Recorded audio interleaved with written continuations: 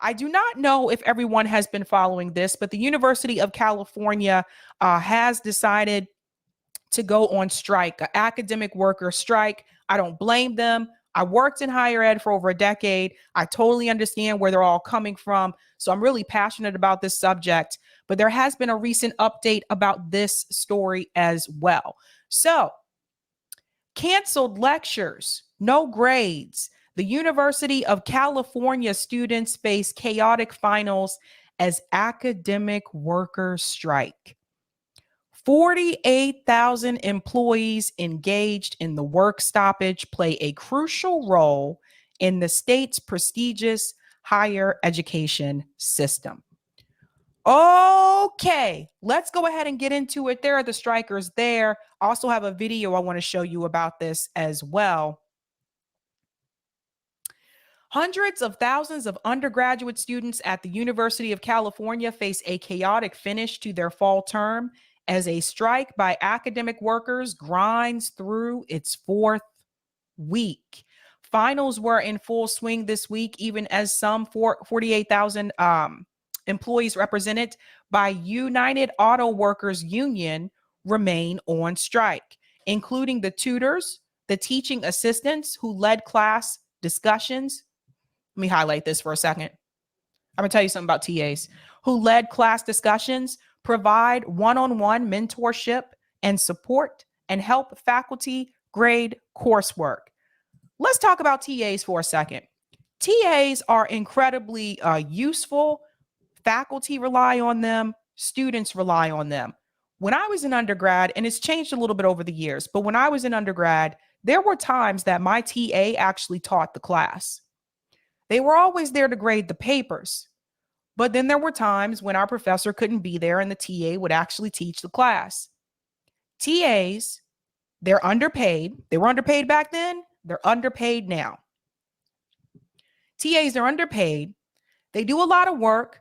They basically take away the brunt work from the professor and handle all that. So TAs are incredibly, incredibly important, regardless of what type of college you go to, whether it's a public college or whether it's a private university. TAs are very important. While many students and professors have joined the picket line in support of the workers striking for better pay and benefits, concern is growing about the disruption's impact on California's premier higher education system. For those who are not aware, even though the University of California is a public university system, it's not private school system, it's actually ranked pretty high. The University of California system includes UCLA, and that also includes the University of California, Berkeley, which is also a top tier school. So that's why their system is a little bit different when you compare it to some of the other states. But that public education system there in California is one of the top ones. Everything has been affected, says Jesus, a first-year student at UCLA. Our grades have been delayed. We don't know how grading is going to work. Oh, that's when you wish you had those TAs. And we've had to do more stuff on our own. It's definitely a weird situation.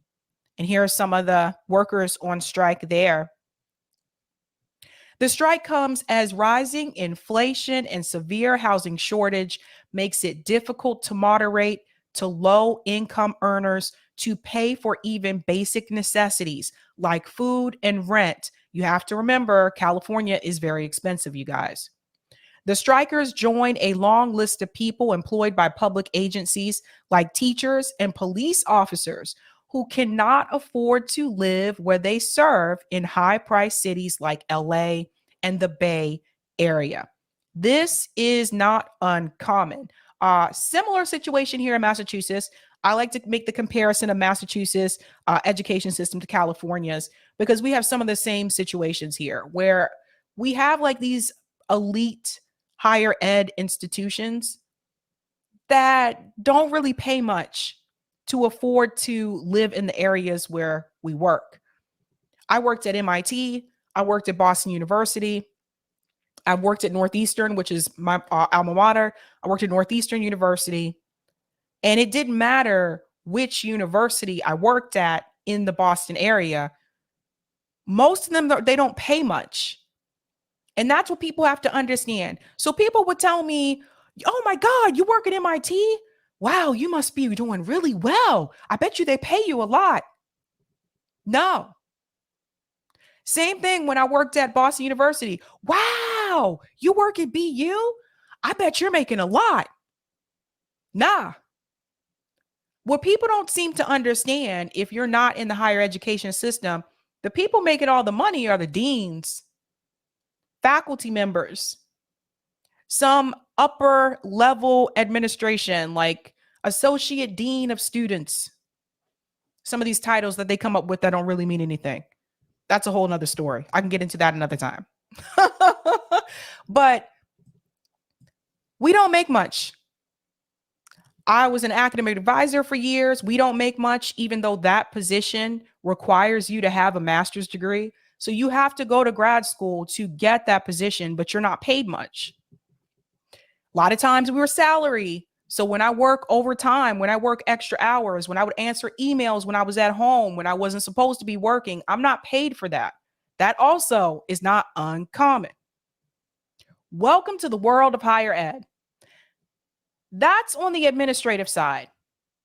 Then you have people that have other positions that are worse off than we were. The TAs, the graduate assistants, the PhD students who are given these mediocre stipends that is poverty level in Boston. Giving a PhD student a stipend of like $32,000 a year that don't do shit for you here in Boston, Massachusetts. And they can't have a job on the side. So the PhD students, the TAs, the graduate assistants, these people are not paid much. They're paid very little.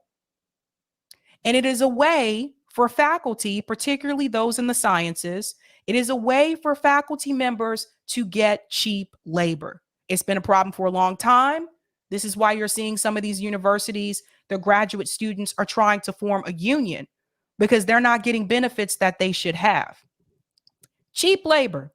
They have these kids working in their research labs till midnight, 1 o'clock in the morning. The kids go home barely awake. They come back to school the next day barely awake, especially if you're at MIT, because the competition is so fierce. And these kids are living with like 5, 6 roommates. Someone has a mattress on the floor. Can't afford to buy groceries. They're eating top ramen. So we used to do like a lot of events for them to give them free food so they can eat real food. Imagine doing that 5 to 7 years. So I totally get all of this. I totally understand it. Now, here's the problem. A lot of these universities, like the university system in California, those universities actually bring in a lot of money. But where does the money go? Deans, presidents of those universities make a lot of money. The president of Boston University makes $2 million a year. The president of Harvard University, last time I checked, was making like over $700,000 a year. That's where the money goes. Or for frivolous things on campus. Let's get a gold elevator door. For what? Let's get a new fancy engineering hall. What's wrong with the one you got? I've seen universities just waste money over a decade. Over a decade, I watch money come in and just fly around in circles instead of going to the people that actually need it. Let's go back in.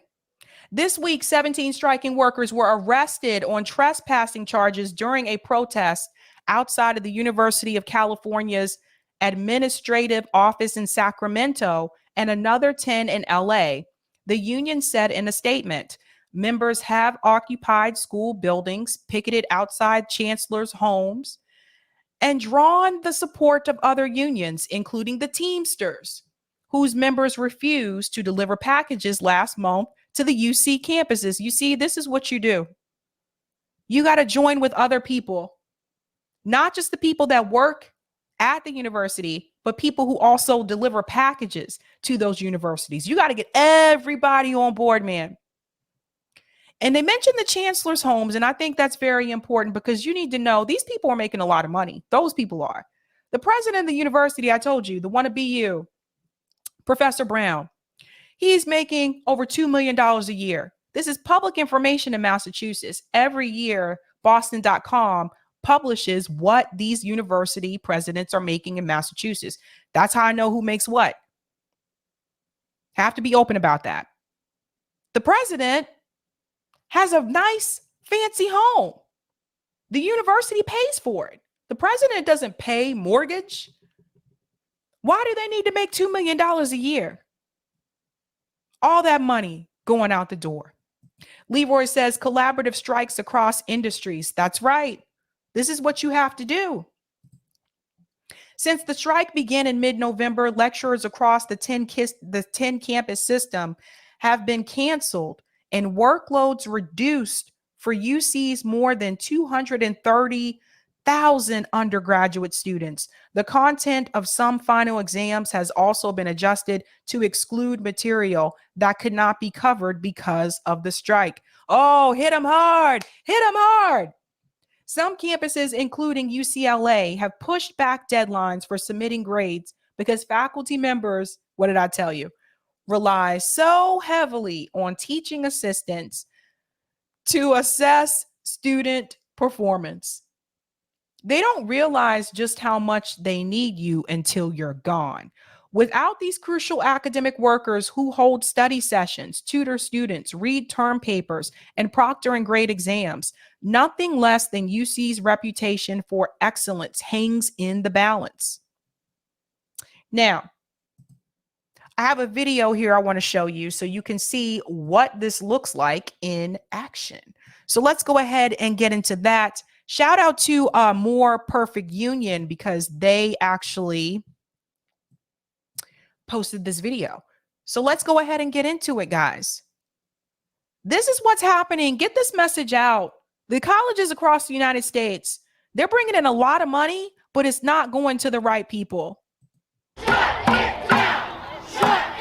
We're staging the biggest academic strike in U.S. history. Because the University of California is paying its student workers poverty wages. We make up 1/5 of the workforce, and we only take up 1% of the UC's budget. We don't think a university should act like a corporation, and we're going to put a stop to it through workers' power. We do, I don't know, somewhere between like 70 and 90% of the labor at the University of California. There's just no way that this university will operate, and we will continue to stay out on strike until we win. That's right.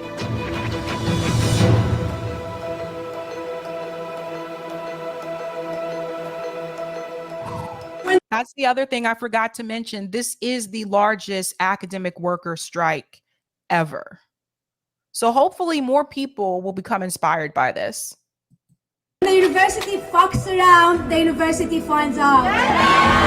This is really unprecedented that 4 bargaining units have come together to strike at the same time. So we're not just here at UCLA, we're all across UC at 10 different campuses. We're 48,000 strong for the first time, and so we have an unprecedented opportunity to fight for really important demands that we normally wouldn't be able to.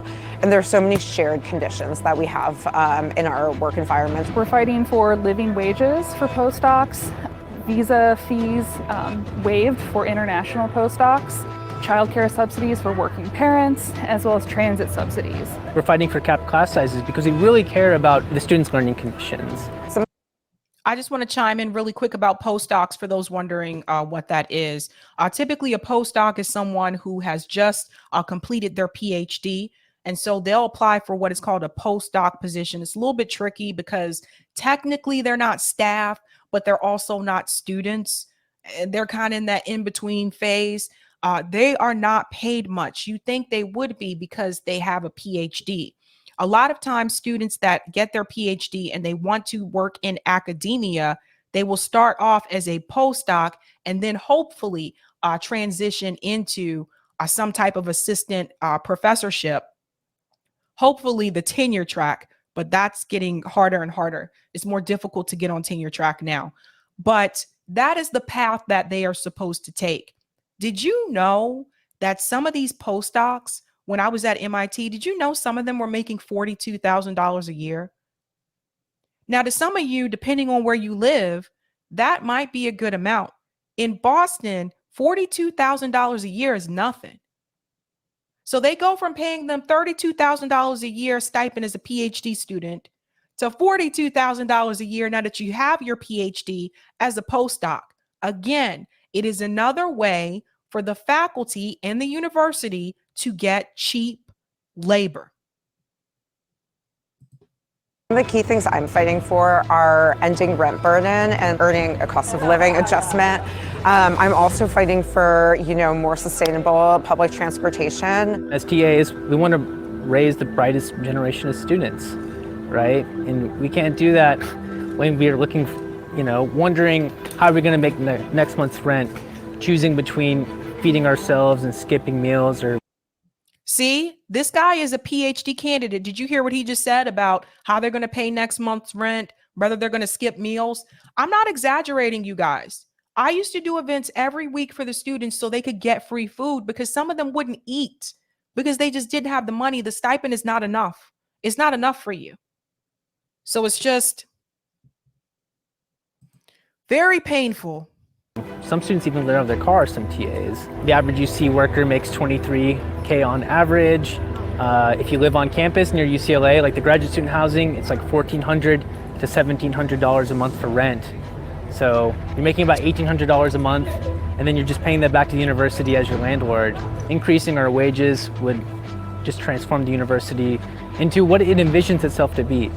You think the University of California is a progressive system, but it's not. How do I get by? Well, I don't have much of a social life, which is extremely infantilizing as a 34-year-old woman.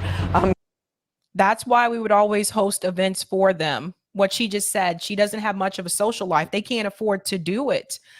There was something that he said here really quickly. I don't want to miss that part. Sorry. What it envisions itself to be. You think the University of California is a progressive system, but it's not.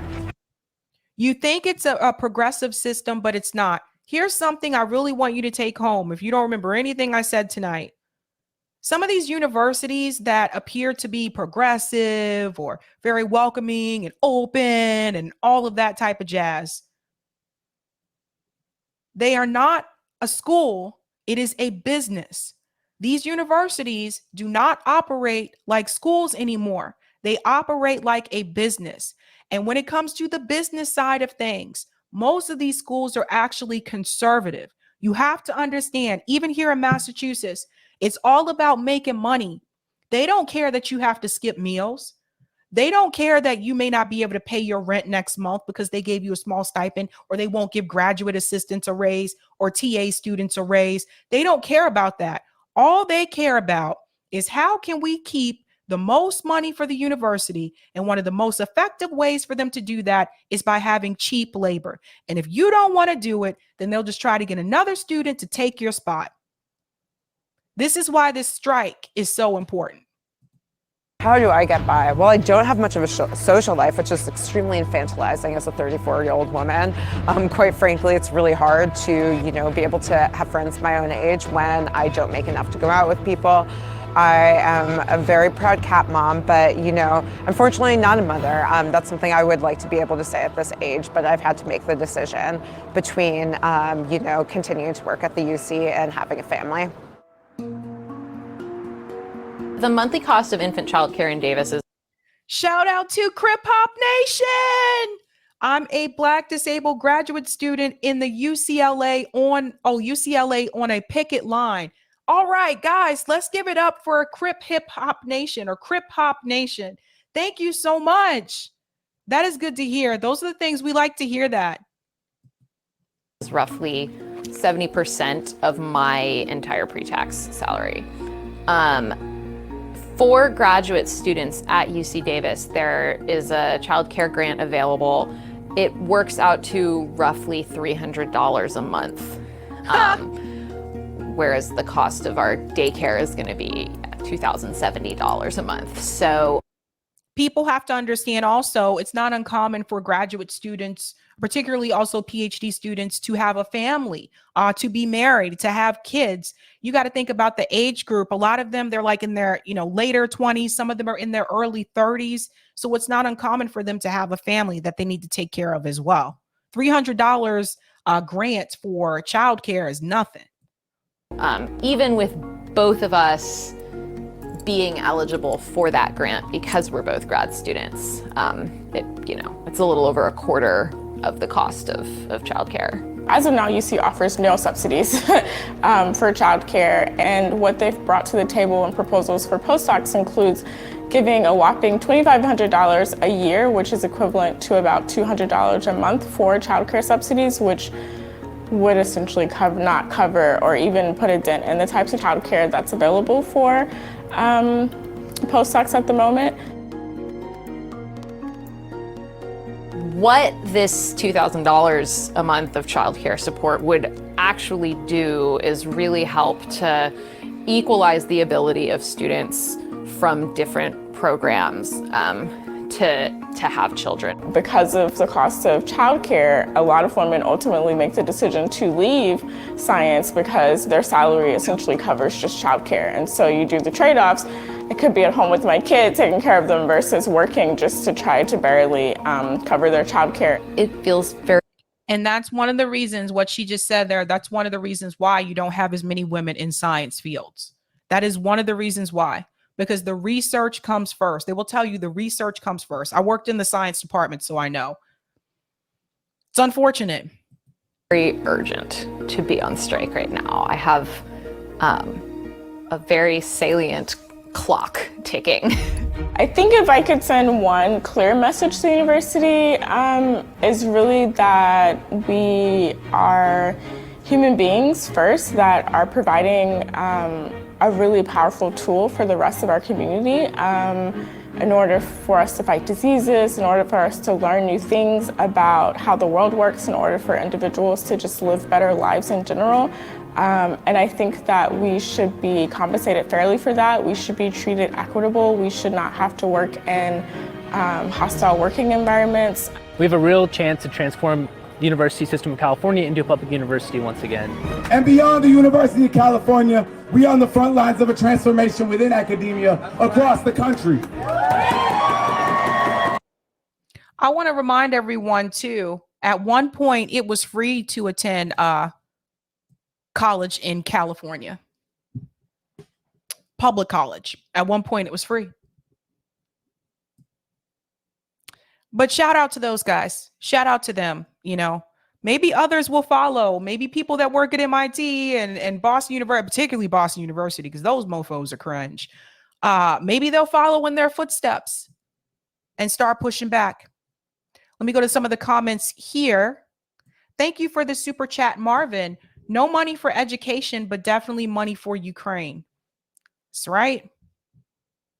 Tammy said, I used to teach at the college level. I worked 4 jobs to try to make ends meet. I ended up leaving education altogether and became a contracts manager. I left higher ed too. I left higher ed in January of this year. SG, I have 2 masters. All the job I got was a substitute teacher, which is better than adjunct. Yeah, adjunct professors, you guys, like they don't even get benefits. Again, it's another way for the university to have cheap labor. Deneen says, it's just like K through 12. The administration and principals make the money. Teachers are moonlighting at the Cheesecake Factory. That's right. Thank you for the chat, super chat, Danny. Sabby, do you buy the reason that some presidents use to justify their high salaries, namely that they bring a lot of donor money to the university?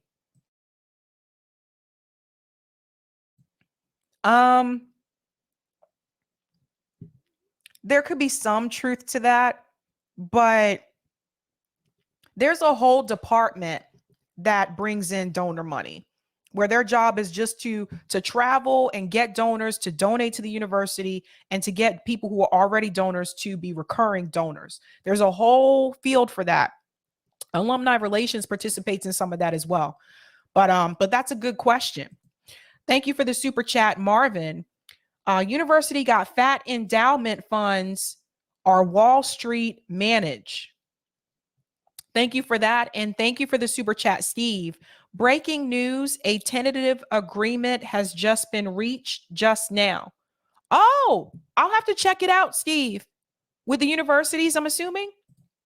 Thank you for the super chat, Coca-Cola. Shouldn't be this hard to get educated in the US. No, it should not be. And Crip Hop Nation says 70% of my TA income goes back to UCLA for rent, plus some of my TA classes are in inaccessible buildings. Isn't it crazy? And I think Eric just got me that update. So here we go. After a 5-week strike, UC and graduate student workers reach a tentative agreement. All right, let's shout it out. Let's shout it out. In a major breakthrough in the 5-week strike that shut down classes and unleashed grading turmoil, the University of California and the union leadership representing 36,000 graduate student workers reached a tentative labor agreement Friday that would boost their pay and improve benefits. Let's see what they got. That's what I want to look at.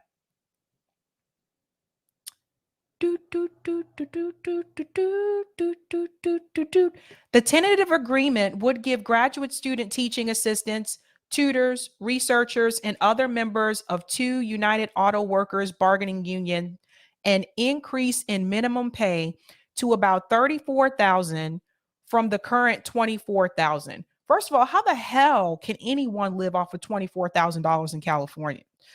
Anyway, the unions had demanded doubling their pay to $54,000, but union leadership agreed to take. You guys see this?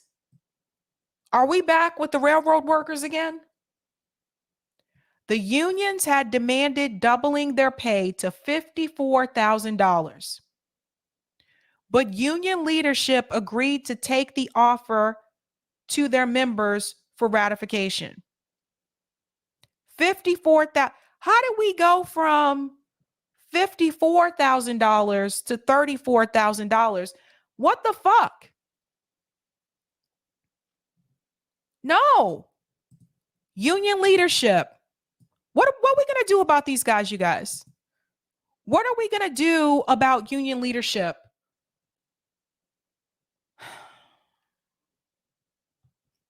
This is absolutely ridiculous. Raziel the Great said anything under 50K is pissing in your face, not a slap, but literally urinating. Jesus, that's a big difference. $54,000 and $34,000. Lewis says lawyers. Yes, like this is ridiculous.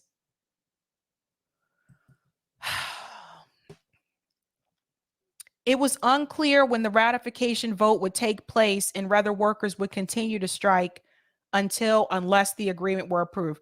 Look, if you're watching this and you are part of the University of California system, don't you take this shit. Don't accept that $34,000. Listen, once you accept it, you can't go back now. Don't you accept that $34,000. If you ask for 54, they need to give you 54. F that, man. Wow. Wow. What's that, Colin? I thought I saw Colin. Union leadership sucks all the way the fuck around. Yes, this is ridiculous. It's a $20,000 difference. The agreement also offers enhanced support for childcare and health care for dependents. What is the support? What is it? When you say enhanced support, how is it enhanced? What are you offering to them? Are they getting free daycare? I don't like this vague language. And healthcare for dependents. UC also agreed. See, this is another reason why we need healthcare for universal health. You see what I'm saying? The dependents weren't even getting healthcare. UC also agreed to cover supplemental tuition for up to 3 years for eligible international students. Nah, man, reject that, man. Reject that. I hope they don't accept that. I wouldn't do it. Crip Hop Nation said they stabbed us in the back. What are we going to do about union leadership, you guys? This cannot continue to happen. You know what I told you? Sometimes some of those union leaders, they're in cahoots with management. This is ridiculous. This is why we need worker co-ops. God dang.